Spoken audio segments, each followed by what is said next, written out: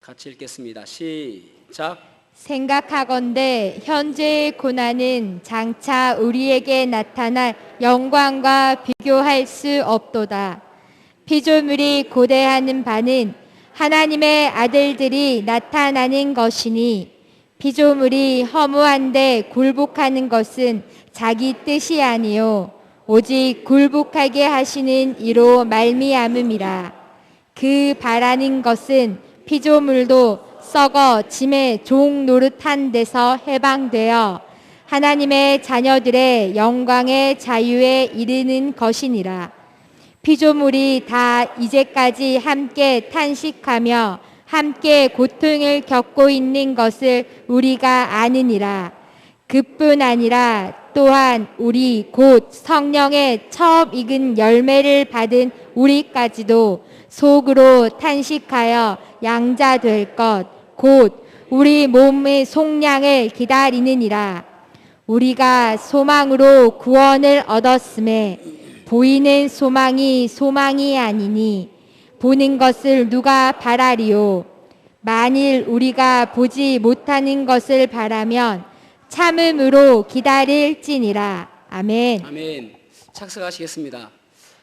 제가 또 한 분을 소개해야 되는데 깜빡했습니다. 보고 싶은 사람만 봐가지고 오후 예배 때에 말씀을 전하실 우리 예향 성서 침례교회 강성철 목사님이 오전 예배도 참석을 하셨습니다. 그래서 사모님과 함께 오셨는데 자세한 소개는 오후에 또 해드리기로 하고 일단 박수로서 환영을 좀 했으면 좋겠습니다. 좀 잘 일어나주시죠. 네. 네.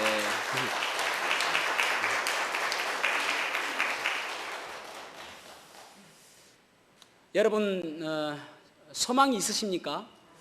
어떠한 소망을 가지고 살아가십니까? 어떠한 고난 가운데서도 이 고난을 이길 만한 소망이 있는지 제가 묻고 싶습니다. 여러분, 우리는 원래 어떤 사람이었는가 하면은 로마서를 쭉 보면은 1장부터 3장까지는 우리는 죄인일 수밖에 없다. 그래서 의인은 없나니 하나도 없다라고 말씀하고 있습니다. 4장에서 무엇을 말씀하시냐면은 결국은 하나님께서 우리를 의롭다 칭해 주시는데 칭의의 근거가 무엇이냐? 아브라함을 통해서 보았듯이 믿음만이 우리가 칭의를 받을 수 있는 그러한 근거다라고 말씀을 하십니다. 그러면서 이제 6장에는 어떻게 우리가 성화를 이룰 것인가? 그래서 우리가 하나님의 자녀라고 여기는 마음으로 살아갈 때에 우리가 성화를 이룰 수 있다라고 이야기합니다. 그러면서 7장에서는 우리 안에는 두 가지 성품이 있는데 이 두 가지 성품이 매일 싸운다는 것입니다. 그래서 이 성품 가운데 계속 싸우는 과정 속에서 8장에서 엄청나게 큰 선언을 하죠. 성령님께서 어떻게 역사하시는가? 8장 1절에 보면은 그러므로 이제는 그리스도 예수 안에 있는 자에게는 결코 정죄함이 없다라고 말씀하십니다. 그러면서 2절에 보면은 이는 그리스도 예수 안에 있는 생명의 성령의 법이 죄와 사망의 법에서 너를 해방하였다라고 말씀하고 있습니다.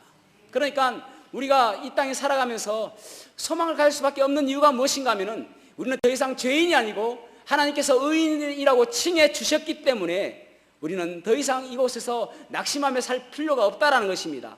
그러면서 더 나아가서 이제 15절에 8장 15절에 보면은 너희들은 하나님의 자녀다라고 해서 하나님을 아빠 아버지라고 부를 수 있는 특권을 주셨다라고 말씀하고 있습니다. 그런데 17절에 보면은 그렇게 말씀하고 있죠. 우리가 하나님의 아들이고 상속자면은 예수님께서 받으신 그 고난도 우리가 고난을 받아야 된다라고 말씀하고 있습니다. 함께 고난을 받아야 된다라고 말씀하고 있습니다. 그러니까 지난주에 말씀드린 것처럼 하나님의 자녀가 누릴 수 있는 특권 중에 하나가 고난이라는 것입니다.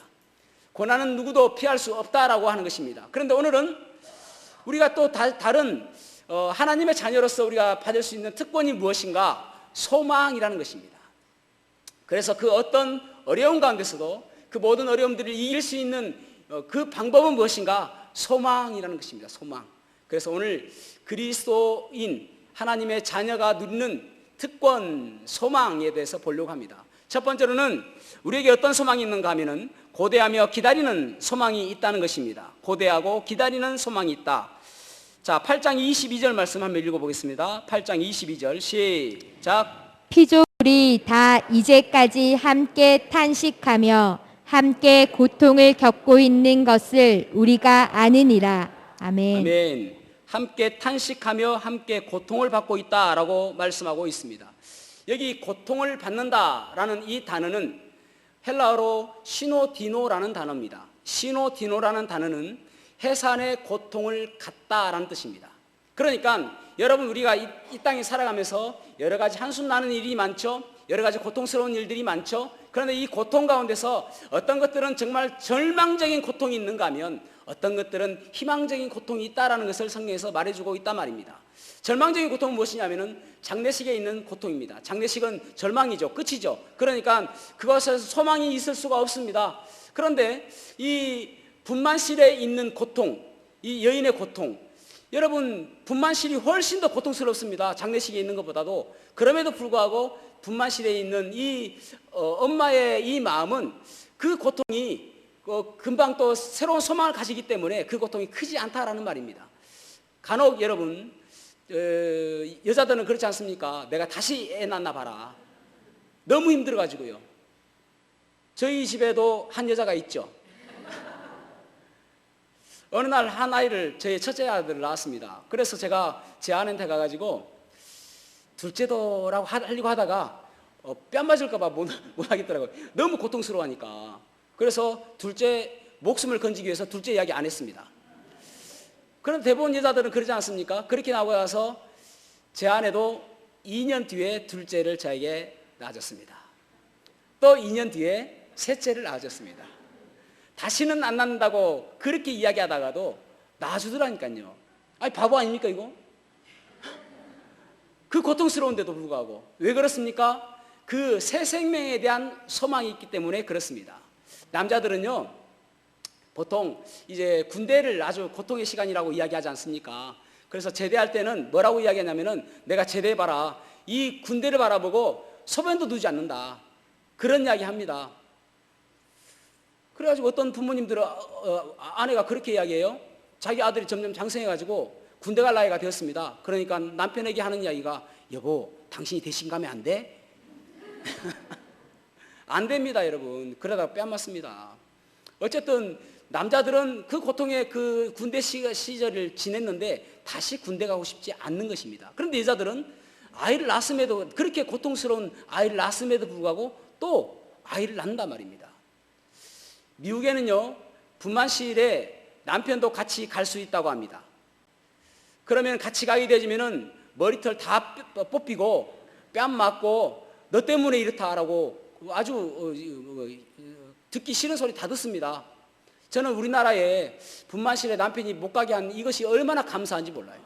만약에 저도 따라갔으면 진짜 뭐 머리털 다 뽑혀가지고 아무것도 없을 텐데, 그나마 머리숱도 작은데 말이죠.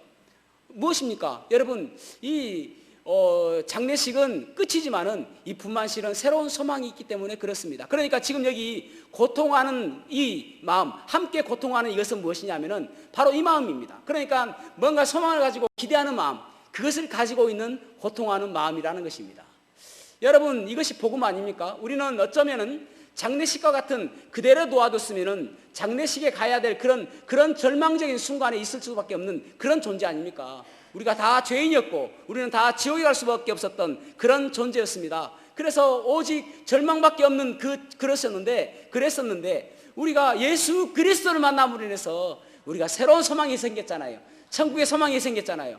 이것이 얼마나 기쁜 일입니까? 그래서 바울 사도는 로마서 1장 16절에 I am not ashamed of gospel, 내가 복음을 부끄러워하지 않는다. 왜냐하면 이 복음만이 사람을 변화시킬 수 있고 사람을 살릴 수 있기 때문이다. 그렇게 이야기한 거 아닙니까?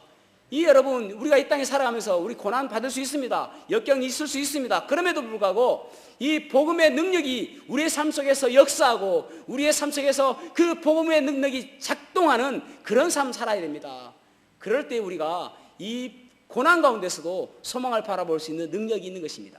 복음의 능력이 우리의 삶 속에서 작동하게 되지면은 때로 힘들고 어려울 때에 조금 있으면 다시 회복되어지는 거예요. 왜냐하면 그 복음이 내 삶 속에서 역사하니까. 자고 일어나면 다시 새롭게 힘이 나는 것입니다. 왜냐하면 오늘은 하나님께서 함께 하심으로 인해서 또 다른 계획을 가지고 계실 것이라는 그러한 믿음이 있기 때문이에요. 그래서 고난이 있는 것이 문제가 아니라 그 고난을 어떻게 우리가 이기고 나가는가가 더 중요한 것입니다. 자, 그런데 여기 보십시오. 23절 말씀 한번 읽어보겠습니다. 23절 시작. 그뿐 아니라 또한 우리 곧 성령의 처음 익은 열매를 받은 우리까지도 속으로 탄식하여 양자 될 것 곧 우리 몸의 속량을 기다리느니라. 아멘. 성령의 처음 익은 열매된 우리가 탄식하며 우리가 주님의 구속을 기다리고 있다. 그렇게 지금 요약해서 말씀을 드리면 그런 말씀이시죠. 예. 그러니까 성령의 처음 익은 열매는 무엇인가라고 하면은 성령님께서 이 땅에서 성령의 시대라고 하는 그 성령께서 주로 역사하시는 시대가 성령 시대라고도 이야기하고 교회 시대라고도 이야기합니다. 또 은혜의 시대라고도 이야기합니다. 그때 구원받은 사람들 누구죠? 우리입니다. 그러니까 우리가 성령의 시대에 구원받은 사람 첫 번째 열매란 말입니다. 그러면은 두 번째 열매도 있겠죠? 두 번째 열매는 언제인가? 우리가 이제 이 성령의 처음 익은 열매에 된 사람들은 마지막 때에 예수님께서 공중에 재림하실 때에 우리는 모두 다 변화된 모습으로 공중에서 주를 만나게 되어집니다. 그것을 신학적인 용어로 휴거라고 이야기합니다. 그리고 이 땅은 7년 환란기를 거치게 되어지는데 이 7년 환란기를 거치는 사람들이 어떤 사람인가 하면은 구원받지 않은 사람들과 그리고 유대인들이 이 7년 환란기를 거치게 되어집니다. 그때 구원받은 사람들을 두 번째 열매라고도 이야기하고 그리고 나중 열매라고도 이야기하고 또 이삭 죽기라고도 이야기합니다. 그러니까 처음 익은 열매는 우리다 말입니다. 그런데 여기서 처음 익은 열매가 어떻게 한다고요? 탄식하여 그렇게 말씀하고 있죠. 탄식하여 주를 기다린다라고 우리의 몸에 구속되는 것을 기다린다라고 말씀하고 있죠. 탄식의 의미가 무엇인가? 탄식하여. 자, 그래서 오늘 정말 중요한 것이 무엇이냐면은 고통의 의미와 탄식의 의미입니다. 고통의 의미는 금방 말씀드린 것처럼 해산의 수고를 바라보고 있는 그런 것이 고통의 의미고 탄식의 의미는 무엇인가 하면은 지금 뒤에 뭐라고 이야기합니까? 우리의 몸의 구속을 기다리고 있다라고 그러죠. 탄식은 그냥 우리가 아이고 죽겠다, 아이고 힘들다, 미치겠다, 뭐 그런 사람도 있지 않습니까? 그런 한숨 섞인 이야기, 그걸 탄식이라고 이야기하는 것이 아니라 기대하는 마음이 있는 소리입니다. 다시 한번요. 탄식은 기다리는 마음이 있는 소리입니다. 기다리는. 그러니까 무슨 말이냐면은 주님께서 우리 몸을 구속해 줄 것을 기다리는 그 마음에서 나오는 소리. 제가 94년도에 제 아내를 만났습니다. 10월의 마지막 날에.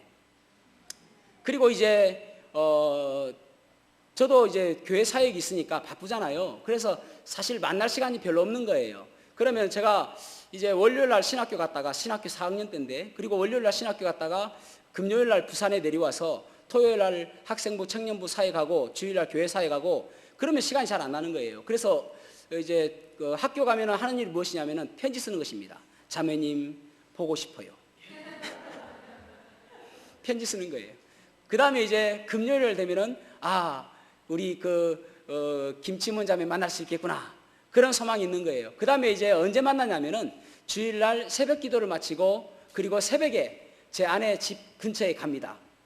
그 당시에는 뭐 요즘처럼 커피숍이 이렇게 카페가 있는 것도 아니고 하기 때문에 어디 갈 데도 없어요. 새벽에는 문 연 것도 없고. 그러니까 차 안에서 그냥 얼굴 마주보고 그리고 서로 보고 싶은 그 마음을 달래는 것입니다. 그리고 나서 이제 얼마 정도 시간 되면 또 교회 와서 예배를 또 해야 되니까 그리고 또 헤어지는 것입니다. 그러면 또 월요일 학교 가서 또 자매님 보고 싶어요 하고 금요일 되면은 보고 싶다. 그게 탄식입니다. 그러니까 무슨 말이냐면은 기다리는 마음이 탄식이다 말입니다. 무엇을 기다린다고요? 우리 몸의 구속을 기다리는 마음. 그것이 탄식이라 말입니다. 그러니까 여기 보면 우리의 몸을 구속한다라고 말씀하고 있죠. 자, 22절 다시 한번 보겠습니다. 22절 시작. 피조물이 다 이제까지 함께 탄식하며 함께 고통하는 것을 우리가 아나니. 아멘. 아멘. 자, 여기 보면은 다르다. 누가 탄식하며 누가 고통을 겪고 있는가라고 말할 때에 피조물이 그렇게 말씀하고 있죠. 피조물은 무엇을 가리키냐면은 원래 피조물하면은 엄청나게 넓은 의미입니다. 그러니까 하나님께서 창조하신 창조물들이 다 피조물입니다. 그런데 여기서 피조물은 우리가 제외시켜야 될 것들이 있는데 무엇이냐면은 여기 21절에 보면은 썩어짐의 종로로 타는 그것이 바로 피조물의 모습이라고 이야기합니다. 썩어짐의 종로로 타는. 그러니까 천사는 제외시켜야 됩니다. 천사도 하나님께서 창조하신 창조물이지만은 그럼에도 불구하고 썩어지지 않고 영물이기 때문에 천사는 제외시켜야 됩니다. 그 다음에 또 어떤 사람을 제외시켜야 되냐면은 세상 사람들도 제외시켜야 됩니다. 왜냐하면 19절에 보면은 이 하나님의 아들들이 나타나는 것을 기대한다라고 말씀하고 있습니다. 세상 사람들은 그걸 기대하지 않습니다. 그러니까 이 피조물은 결론적으로 무엇을 가리키냐면은 비이성적인 존재, 그러니까 해와 달과 별, 그리고 바다의 물고기와 하늘의 새와 땅에 움직이는 모든 생물들, 그리고 이 세상의 모든 식물들, 이런 식물들이 지금 주님의 그 오심을 기다리고 있다. 왜냐하면은 주님의 하나님의 아들들이 나타나는 것을 기다리고 있다. 그렇게 말씀하고 있는 것입니다. 그러면서 탄식하면서 지금 기다리고 있다라는 것입니다. 이 피조물들이 왜 그러면은 기다리는가? 이 피조물들이 왜 탄식하며 기다린가 하면은 그날이 새로운 날이 되기 때문에 그렇습니다. 19절 말씀 보십시오. 8장 19절. 피조물이 고대하는 바, 다 함께 시작. 하나님의 아들들이 나타나는 것이니. 아멘. 하나님의 아들들은 누구인가 하면은 그리스도인들을 말합니다. 구원받은 그리스도인들. 그러니까 하나님의 아들들이 주님과 함께 재림하게 되어지면은, 그러면 어느 순간인가 위로 올라갔으니까 내려올 거 아닙니까? 그러면 언제 올라갔는가 하면은요, 주님의 재림을 7년으로 봅니다. 그러니까 재림은 단 한 번에 이루어지는 것이 아니라 두 번에 걸쳐서 이루어집니다. 하나는 공중에 재림하시고 한 번은 지상에 재림하는 것입니다. 그러니까 피조물들이 지금 기대하는 것은 19절 말씀이거든요. 그래서 19절 말씀에 하나님의 아들들이 나타나는 것을 기대하니까 그것은 마지막 주님께서 이 땅에 지상에 재림하는 것을 지금 피조물들이 기다리고 있다 말입니다.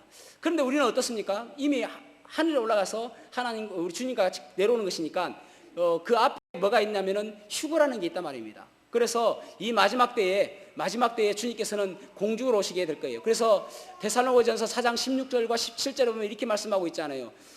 주께서 호령과 천사장의 소리와 하나님의 나팔 소리로 친히 하늘로부터 강림하시리니 그리스도 안에서 죽었던 자들이 먼저 일어나고 그 위에 우리 살아남은 자들도 호련히 변화가 되어 구름 속으로 끌어올려 공중에서 주를 영접하게 하시리니, 그렇게 말씀하고 있잖아요. 그러니까 우리의 몸이 확 바뀌어가지고 예수님께서 부활하신 그 모습으로 바뀌어서 안 바뀌면 못 올라갑니다. 여러분, 몸이 무거운데 어떻게 올라가요? 살 빼도 못 올라갑니다. 그런데 바뀌어가지고 올라간단 말입니다. 어떤 모습으로? 여러분, 지금 우리는 영적으로 구원받았죠? 우리의 몸은 구원받지 않았습니다. 왜냐하면 우리의 몸은 지금 당장 죽으면 흙으로 돌아가니까. 그런데 그때는 우리의 몸이 구원받게 되는 날입니다. 그러니까 그때 완벽한 구원을 이루는 날입니다. 그것을 우리가 신학적인 용어로 영화라고 이야기해요. 그러니까 영화라는 것은 더 이상 죄로부터 우리는 결별하는 날입니다. 그러니까 더 이상 죄를 지을 수 있는 존재가 아니란 말입니다. 그리고 뭐 여러 가지 질병도 빠이야. 또 뭐 여러분 자골신경통, 또 뭐 하여튼 그거 여러분 갖고 있는 거 그거 다 빠이야. 더 이상 만나지 않습니다. 우리의 영화로운 모습으로 올라갈 때에 그런 존재가 된다니까요. 그리고 나서 이 땅에는 7년 환란기가 그치고 우리는 공중에서 주님과 어린 양 혼인잔치를 하게 되어지고 7년이 지난 그때에 우리가 예수님과 함께 이 땅에 다시 내려오게 되는 것입니다. 그 다음에 무엇이 있는가? 여기에서 7년 환란이 끝나고 나서 양과 염소 민족의 심판이 있고, 그리고 나서 가는 곳이 어디인가? 저기 천년왕국입니다. 그러니까 여러분, 새로운 몸을 입고 왔는데, 새로운 몸이 되었는데, 그런데 이 새로운 몸으로 예전과 똑같은 세상이 있으면은 똑같은 곳이잖아요. 그게 아니라 하나님께서 새로운 곳, 그러니까 에덴 동산을 다시 회복시켜 주는 것이 천년왕국입니다. 그러니까 그곳으로 들어가게 되는데, 그거 생각하면은 너무너무 기뻐요. 이사야서 11장에 그 사실을 엄청 잘 기록해 놨습니다. 이사야서 11장 말씀 보십시오. 이사야 11장에 보면은 그때에 이리가 어린 양과 함께 거하며 그때에는 표범이 어린 염소와 함께 누우며 그때에는 송아지와 어린 사자와 살찐 짐승이 함께 있어. 아니, 사자가 살찐 짐승을 왜 가만히 놔둬요? 먹어버려야지. 그런데 그때는 다 채식을 하기 때문에 송아지를 봐도, 살찐 짐승을 봐도 그대로 놔둔단 말입니다. 그러면서 이 어린아이가 끌고 다녀요. 사자를 끌고 다니고. 왜 그렇습니까? 아니 그때는 다 온순하니까 끌고 다니는, 아니 애완 사자가 되는 것이죠. 그 다음에 이제 보면은 독사굴에 어린아이가 손을 넣어도 뽀뽀해줘요. 물지 않아. 그때가 천년왕국이다. 이사야 11장에서 그렇게 말씀하고 있는 거예요. 예전에 우리 찬양, 이 찬양 많이 불렀잖아요. 사막에 샘이 넘쳐 흐르리라. 사막에 꽃이 피어 향내 내리라. 주님이 다스리는 그 나라가 오면은 사막에 꽃동산 되리. 사자들이 어린 양과 뛰놀고 어린이들 함께 뒹구는 참 사랑과 기쁨의 그 나라가 이제 속히 오리라.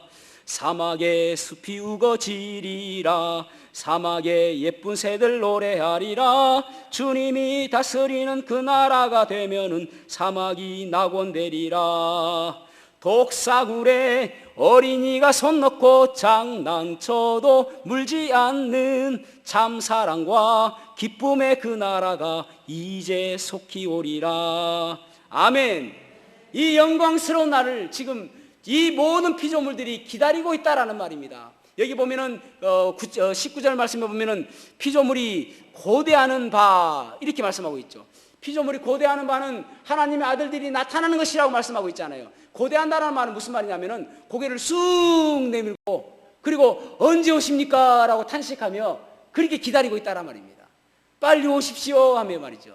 여러분 길 가다가 꽃들 보이잖아요. 꽃들한테 물어보세요. 너도 그 하나님의 아들 나타나는 거 기다리고 있니? 이 썩어져가는 썩어짐의 종의 노예가 되지 않고 살아가고 싶니? 그러면 꽃들이 대답할 거예요. 그래. 영적인 기로 드려야 됩니다, 여러분. 하나님께서 그렇게 말씀하셨으니까. 여러분 강아지 있죠? 강아지한테도 물어보세요. 너도 그거 기다리고 있니? 하나님의 아들들이 나타나는 거 너도 기다리고 있니? 하면 대답할 거예요. 멍멍.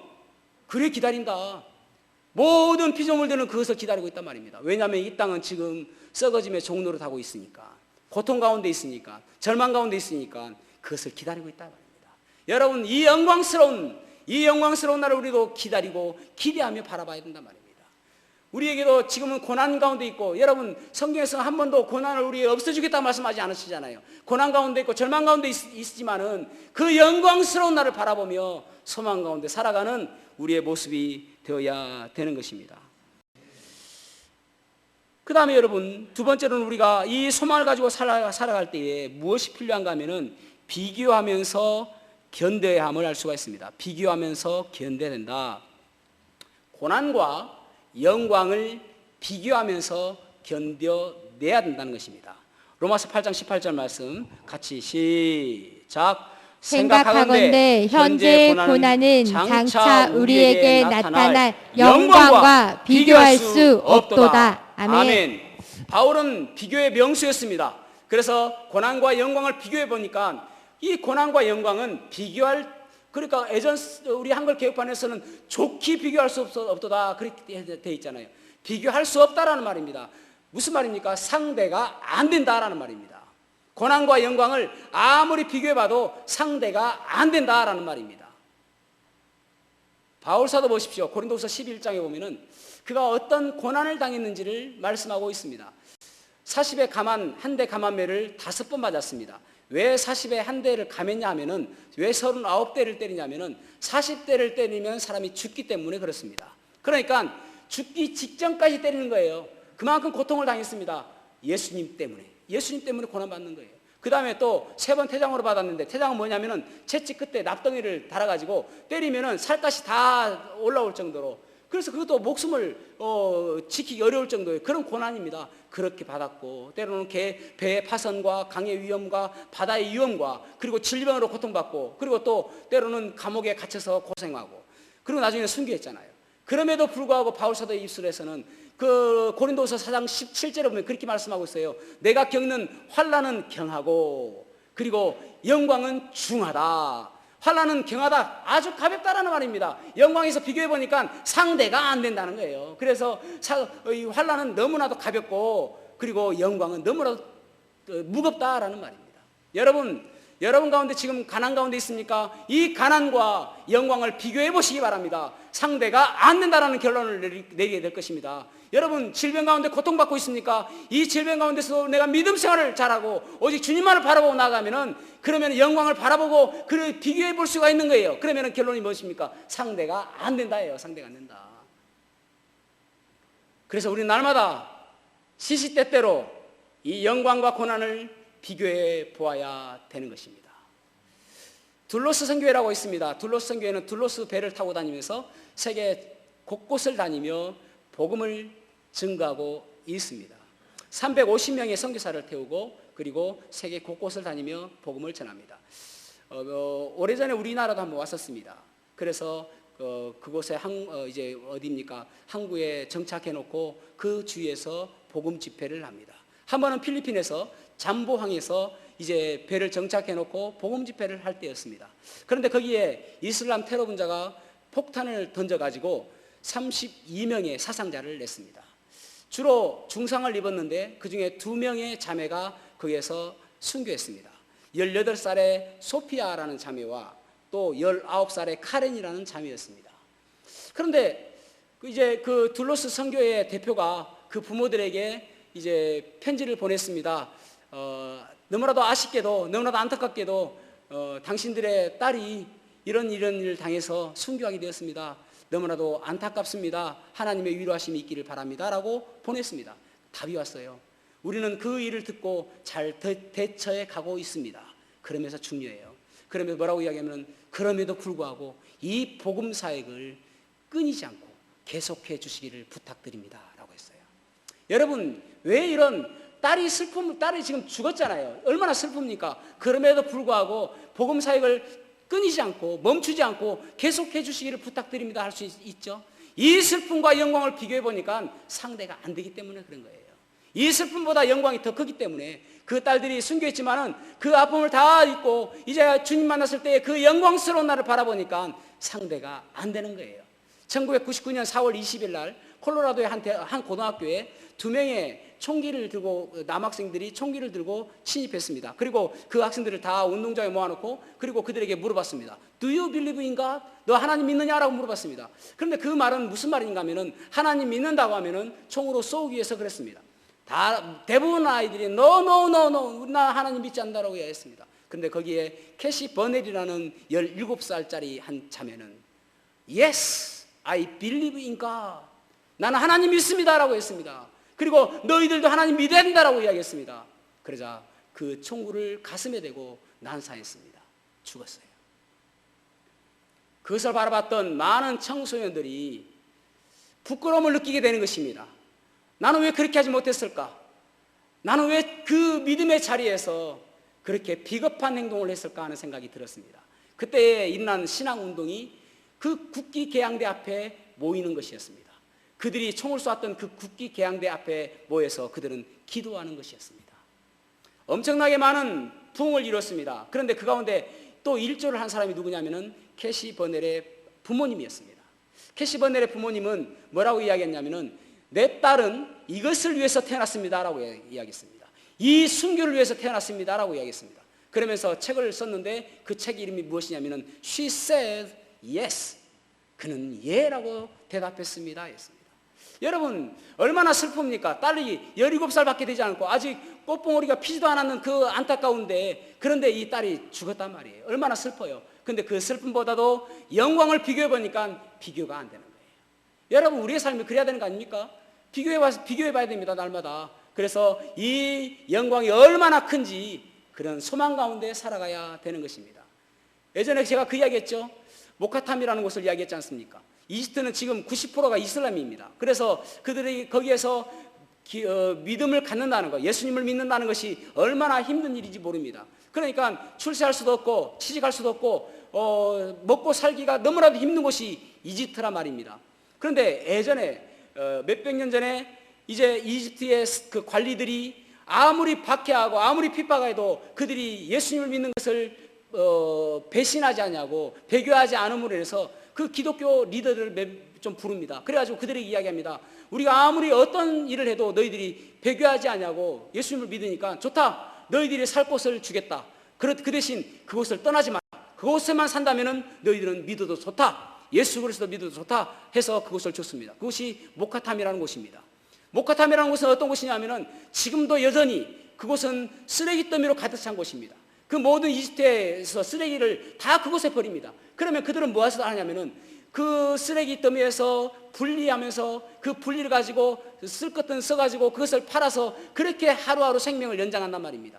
그 모카탐에 들어가면은 먼저 역겨운 냄새가 나고 그리고 아주 지독한 냄새 때문에 숨을 쉬기 어려울 정도의 그런 도시입니다. 그럼에도 불구하고 몇백 년 동안 할아버지도 그랬고 아버지도 그랬고 본인들도 지금 그렇게 살아가고 있습니다. 일주일 내내 그 쓰레기 더미에서 그들은 먹고 살기 위해서 쓰레기를 분리합니다. 그리고 동굴에 일주일에 한 번 주일날에는 동굴에 가서 그들은 이제 옷도 깨끗이 입고 또 목욕도 하고 그리고 동굴에 가서 2만 명 정도 되는 그리스도인들이 기뻐하며 찬양하며 예수님을 높이며 그곳에서 예배를 드리는 것입니다. 아니 왜요? 아니 그렇게 힘들고 어려운데 그런데도 그 예배 드리는 그 모습들은 너무나도 기뻐하고 너무나도 오직 주님만을 영광 돌리는 그 모습들이 너무나도 기뻐하는 그 모습들이 가득 차 있어요. 어떻게 그렇게 가능할 수 있습니까? 그렇게 역겨운 냄새를 매일 마시고 있는데 아니 나 믿지 않겠습니다라고 하고 그냥 밖에 나가서 그냥 그 믿음의 사람의 모습을 다 저버리고 그냥 출세하는 것이 더 좋지 않겠습니까? 그럼에도 불구하고 그들은 그 예수님의 그 영광과 그들의 고난을 비교해 보니까 상대할 것이 안 된다는 것입니다. 그래서 그들은 여전히 그곳에서 예배하는 것입니다. 여러분 비교해 보셔야 됩니다. 돈과 영광을 비교해 보셔야 됩니다. 돈 우리가 뭐 마음 쓸 것도 없고 그 돈에 이끌려 갈 필요도 없는 것입니다. 왜냐하면 우리 주님께서 그렇게 말씀하셨잖아요. 창세기 1장에 보면은 생육하고 번성하여 땅에 충만하라, 땅을 정복하라, 바다의 물고기와 하늘의 새와 땅에 움직이는 모든 생물들을 어떻게 하라고요? 다스리라, 정복해라고 말씀하시잖아요.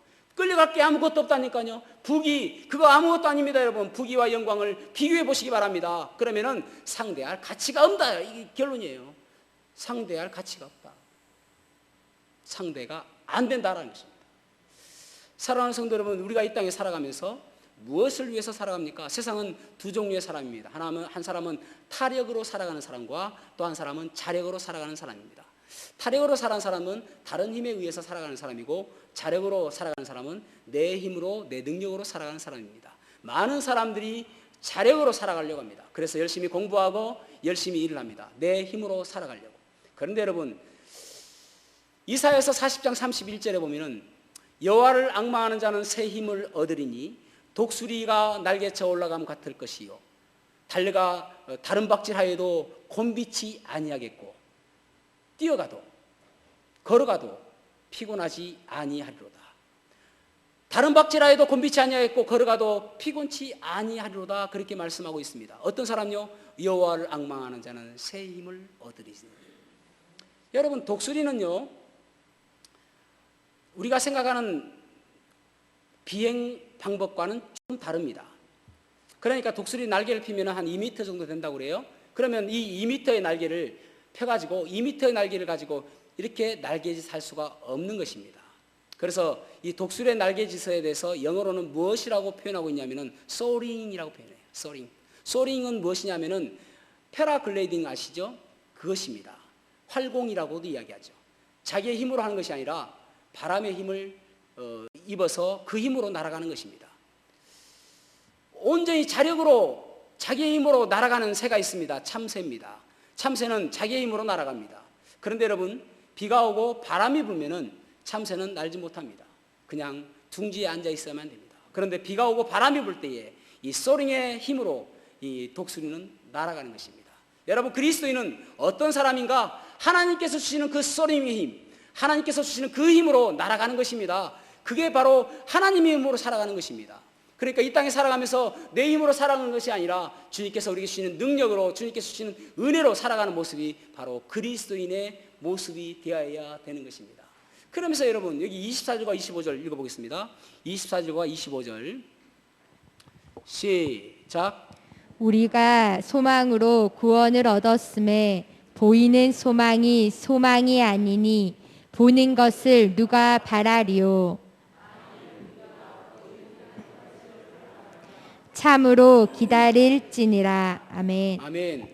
참고 견뎌야 되는 것입니다. 이 땅에 살아가면서 믿음으로 산다는 것은 참고 견뎌야 되는 것입니다. 그 영광을 바라보고 여러분 원망하지 마십시오. 불평하지 마십시오. 오직 참고 그 주님께서 주시는 힘으로 살아가는 모습이 되어야 되는 것입니다. 그것이 그리스도인의 모습인 것입니다. 여러분, 우리가 날마다 비교하면서 주님께서 우리에게 주시는 그 은혜가 얼마나 큰지, 또 주님께서 우리에게 주시는 그 영광이 얼마나 큰지, 그 영광 바라보며 살아가는 모습이 되어야 되는 것입니다. 그것이 승리하는 삶의 비결인 것입니다.